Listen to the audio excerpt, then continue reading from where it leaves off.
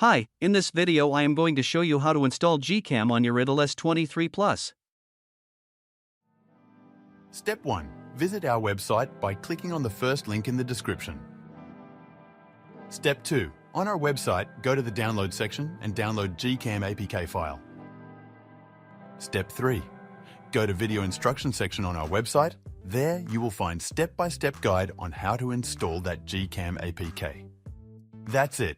Don't forget to visit our website for complete instructions and APK file. Lastly, here's some GCam versus stock camera app comparison.